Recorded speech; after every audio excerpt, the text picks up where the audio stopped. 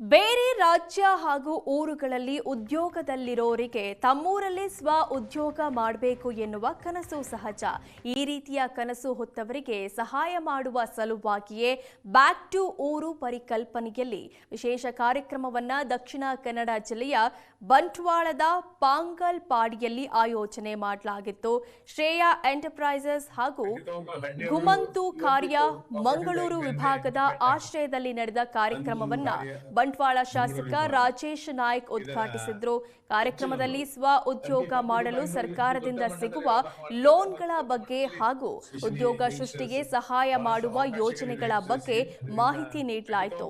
ಇದೇ ಸಂದರ್ಭದಲ್ಲಿ ಸ್ಥಳೀಯ ಯುವ ಉದ್ಯಮಿಗಳನ್ನ ಸನ್ಮಾನಿಸಲಾಯಿತು.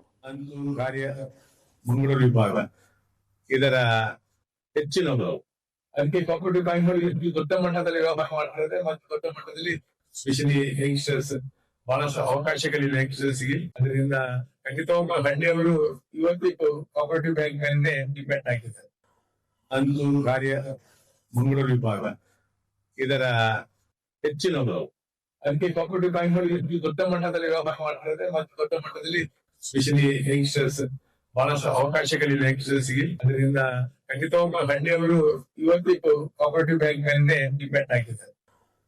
ಈ ರೀತಿಯ ಕನಸು ಹೊತ್ತವರಿಗೆ ಸಹಾಯ ಮಾಡುವ ಸಲುವಾಗಿಯೇ ಬ್ಯಾಕ್ ಟು ಊರು ಪರಿಕಲ್ಪನೆಯಲ್ಲಿ ವಿಶೇಷ ಕಾರ್ಯಕ್ರಮವನ್ನ ದಕ್ಷಿಣ ಕನ್ನಡ ಜಿಲ್ಲೆಯ ಬಂಟ್ವಾಳದ ಪಾಂಗಲ್ಪಾಡಿಯಲ್ಲಿ ಆಯೋಜನೆ ಮಾಡಲಾಗಿತ್ತು. ಶ್ರೇಯಾ ಎಂಟರ್ಪ್ರೈಸಸ್ ಹಾಗೂ ಗುಮಂತು ಕಾರ್ಯ ಮಂಗಳೂರು ವಿಭಾಗದ ಆಶ್ರಯದಲ್ಲಿ ನಡೆದ ಕಾರ್ಯಕ್ರಮವನ್ನ ಬಂಟ್ವಾಳ ಶಾಸಕ ರಾಜೇಶ್ ನಾಯ್ಕ್ ಉದ್ಘಾಟಿಸಿದ್ರು. ಕಾರ್ಯಕ್ರಮದಲ್ಲಿ ಸ್ವ ಉದ್ಯೋಗ ಮಾಡಲು ಸರ್ಕಾರದಿಂದ ಸಿಗುವ ಲೋನ್ಗಳ ಬಗ್ಗೆ ಹಾಗೂ ಉದ್ಯೋಗ ಸೃಷ್ಟಿಗೆ ಸಹಾಯ ಮಾಡುವ ಯೋಜನೆಗಳ ಬಗ್ಗೆ ಮಾಹಿತಿ ನೀಡಲಾಯಿತು. ಇದೇ ಸಂದರ್ಭದಲ್ಲಿ ಸ್ಥಳೀಯ ಯುವ ಉದ್ಯಮಿಗಳನ್ನ ಸನ್ಮಾನಿಸಲಾಯಿತು. ಮಂಗಳೂರು ವಿಭಾಗ ಇದರ ಹೆಚ್ಚಿನವರು ಅದಕ್ಕೆ ಕೋಆಪರೇಟಿವ್ ಬ್ಯಾಂಕ್ ದೊಡ್ಡ ಮಟ್ಟದಲ್ಲಿ ವ್ಯವಹಾರ ಮಾಡ್ತಾರೆ ಮತ್ತು ದೊಡ್ಡ ಮಟ್ಟದಲ್ಲಿ ಸ್ಪೆಷಲಿ ಯಂಗ್ಸ್ಟರ್ಸ್ ಬಹಳಷ್ಟು ಅವಕಾಶಗಳಿಲ್ಲ ಯಂಗ್ಸ್ಟರ್ಸ್ಗೆ. ಅದರಿಂದ ಖಂಡಿತವಾಗ್ಲೂ ಹಳ್ಳಿಯವರು ಇವತ್ತು ಕೋಆಪರೇಟಿವ್ ಬ್ಯಾಂಕ್ ಮೇಲೆ ಡಿಪೆಂಡ್ ಆಗಿದ್ದಾರೆ.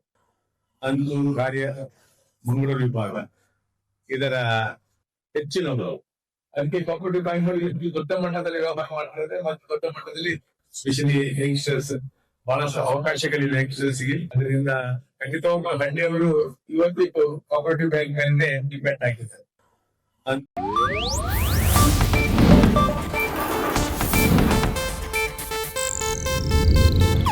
ಇದು ಏಷ್ಯಾನೆಟ್ ನ್ಯೂಸ್ ನೆಟ್ವರ್ಕ್ ಪ್ರಸ್ತುತಿ.